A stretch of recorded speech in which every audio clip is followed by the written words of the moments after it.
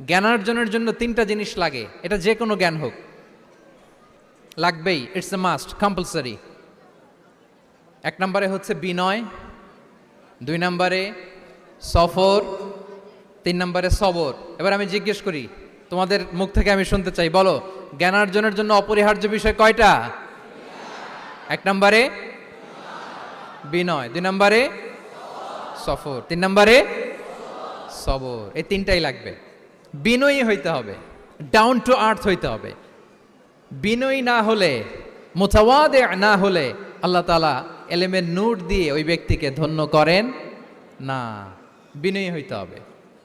বলা যাবে না যে আমি সব শিখে ফেলছি, আমি সব জানি, আসলে কিছুই জানি না, আসলে কিছুই জানি না। অনেক পড়াশোনা করার একটা বড় সুবিধা হচ্ছে আমি যে কিছুই জানি না এটা জানা যায়।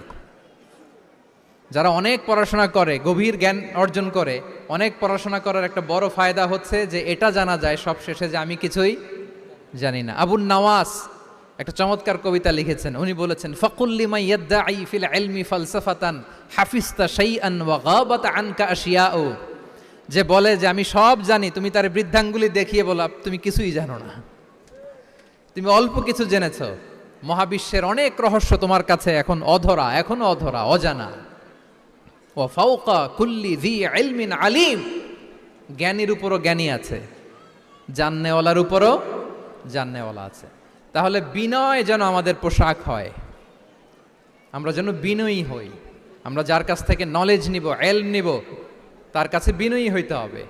যেই পাত্রে পানি ঢালবো এটা থাকবে নিচে, আর যেই গ্লাস থেকে ঢালা হবে ওইটা থাকে উপরে। মুসা আলাইহিস সালাম একবার বনি ইসরাইলের মাঝে আলোচনা করছিলেন। হঠাৎ এক লোক বলে যে, ইয়া নবী আল্লাহ, মান আ'লামু ফিল আরদ, বর্তমান পৃথিবীতে সবচেয়ে বড় জ্ঞানী কে? তো মুসা আলাইহিস সালাম খুব বেশি ভাবনা চিন্তা না করে বলে ফেললেন, আনা, আমি সবচেয়ে বড় জ্ঞানী। এটা ভুল বলেন নাই, কারণ যাকে আল্লাহ তাআলা ওহির জ্ঞানে ধন্য করেন তিনিই তো সবচেয়ে বড় জ্ঞানী। আনা, আমি সবচেয়ে বড় জ্ঞানী। তো আল্লাহ তাআলা এই রেসপন্সটা, এই আনসারটা পছন্দ করেন না। আল্লাহ তাআলা চাচ্ছিলেন মুসা আলাইহিস সালাম যদি বলতো যে আল্লাহই ভালো জানে বা আল্লাহু আ'লাম, আল্লাহই সবচেয়ে জ্ঞানী, এটা আল্লাহ পছন্দ করতেন। তো উনি যখন বলে ফেলছেন আমি, আল্লাহ বলে, না মুসা, তুমি যে বলে ফেললে আমি সবচেয়ে বড় জ্ঞানী, তুমি তো সবচেয়ে বড় জ্ঞানী নও, তোমার চেয়েও বড় জ্ঞানী আছে। শুনে তো মুসা আলাইহিস সালাম অবাক, কি আমার চেয়েও বড় জ্ঞানী কোথায়? আল্লাহ বললেন, ইযহাব ইলা মাজমাইল বাহরাইন, দুই সাগরের মিলনস্থলে যাও, ওখানে আমার এক বান্দা আছে ইসমুহু খাদির। ওই খাদির, যারে আমরা বাংলায় খিজির বলি আর কি, এই খিজির তোমার চেয়েও জ্ঞানী। আল্লাহু আকবার। আপনারা সূরা কাহাফের তাফসীর পড়লে জানতে পারবেন। গেলেন, নৌকার মধ্যে বসা, হঠাৎ একটা চড়ুই পাখি এসে সাগরের পানি খাচ্ছে। অনেক, to make the long story short, বড় স্টোরিকে আমি ছোট করে বলছি। দুইজন নৌকায় বসা, একটা চড়ুই পাখি এসে সাগরের পানি খায়।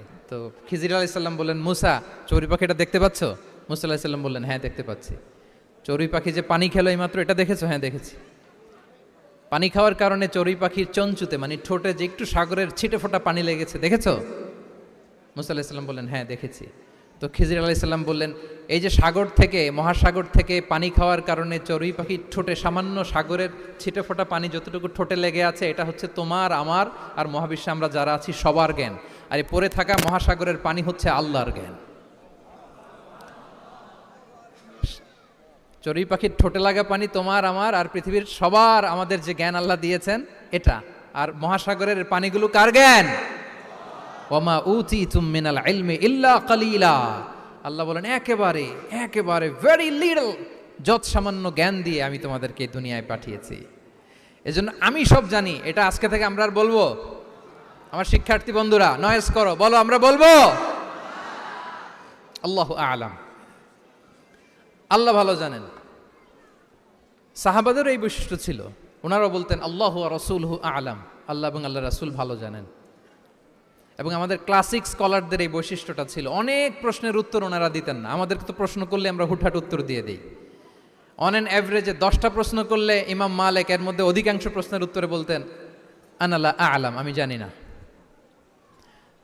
আমি জানি না, এটা যখন আমরা বলতে শিখি তখনই বেসিকলি আমরা নলেজেবল হয়ে উঠি, জ্ঞানী হয়ে উঠি। তাহলে জ্ঞানার্জনের জন্য অপরিহার্য কয়টা বিষয় বলেছিলাম? মনে আছে? না ঘটনা শুনতে শুনতে? কয়টা মোট? 1 নম্বরে বিনয়। আমরা বিনয়ী হব। আওয়াজ করে বলি, আমরা কি হব? আমরা বিনয়ী হব। এই যে আমরা কোরআন হেফজ করলাম, এরপরে তুমি যদি বুখারী হেফজ করো, মুসলিম হেফজ করো, এটা তোমার বাহ্যিক জ্ঞান অর্জন হয়েছে। জ্ঞানের দুইটা সাইড, একটা ইন্টারনাল নলেজ আর একটা হচ্ছে এক্সটার্নাল নলেজ। বাহ্যিক জ্ঞান এটা হয়েছে, আরেকটা আছে ইন্টারনাল নলেজ, এটাকে বলে অন্তর্নিহিত জ্ঞান। ইলমে লাদুন্নি ওয়া আল্লামনাহু মিন লাদুন্না ইলমা। এইটা শুধু কোরআন হেফজ করলেই হয় না, এটা কোরআন পড়ার পরে, হাদিস পড়ার পরে, এগুলোর উপর আমল করার পরে, বছরের পর বছর সাধনা করার পরে আল্লাহ তাআলা কোনো ব্যক্তিকে ইলমের নূর দেন। এটা এত সহজ না। আমরা এক্সটার্নাল নলেজ, বাহ্যিক জ্ঞান খুব সহজেই রিসিভ করতে পারি, কিন্তু ইন্টারনাল নলেজ, যেটা অন্তর্নিহিত জ্ঞান, যেটা তোমার দূরদৃষ্টি বাড়াবে, তোমার ফেরাসাত বাড়াবে, তোমার বিচক্ষণতা বাড়াবে, তোমার ফার সাইটেডনেসকে বাড়াবে, ওই অন্তর্নিহিত জ্ঞানের জন্য বছরের পর বছর সাধনা করতে হয়। সো আমরা যেন বিনয়ী হই, এটা হচ্ছে নাম্বার 1। 2 নাম্বার কি বলেছিলাম? সফর। ফানজুরু কাইফা কানা আকিবাতুল মুকাজ্জিবিন। আল্লাহ বলে সফর করো, সিরু ফিল আরদ, ট্রাভেল করো। ট্রাভেল করলে তোমার চোখ খুলে যাবে। তুমি যদি পেট্রাতে যাও, জর্ডানের পেট্রায়, তোমার চোখ খুলে যাবে। তুমি যদি ফেরাউনের লাশ দেখে আসো, তুমি অবাক হয়ে যাবে। তুমি যদি জর্ডানের ডেড সি ঘুরে আসো, তুমি অবাক হয়ে যাবে। 1000টা বই পড়ে তুমি ওই জ্ঞান অর্জন করতে পারবে না, যেই জ্ঞান তুমি ট্রাভেলিং করে অর্জন করতে পারবে। তাহলে ভ্রমণ করতে হবে। আর 3 নম্বরে কি বলেছিলাম? সবর, মানে হার্ড ওয়ার্কিং হইতে হবে। পরিশ্রমের কোনো বিকল্প নাই। There is no alternative to be hard working. কোনো বিকল্প নেই, হার্ড ওয়ার্ক তোমাকে করতেই হবে। এটাই সবর। এই 3টা প্রশিক্ষণই আল্লাহ তাআলা মুসা আলাইহিস সালামকে দিয়েছিলেন। লম্বা ঘটনা, তিনি খিজির আলাইহিস সালামের সাথে সফরও করেছেন, ওনার কাছে যে বিনয়ী হয়েছেন, তারপরে বারবার উনি ধৈর্যহারা হয়ে যাচ্ছিলেন, আল্লাহ ধৈর্যেরও পরীক্ষা নিয়েছেন। তাহলে বিনয়, সফর এবং সবর, এই 3টা জিনিস জ্ঞান অর্জনের জন্য অপরিহার্য। এই ফিচারগুলো দিয়ে, এই ক্যারেক্টারিস্টিক্সগুলো দিয়ে যেন আল্লাহ তাআলা আমাদেরকে ধন্য করে। আমরা সবাই পড়ি আমিন।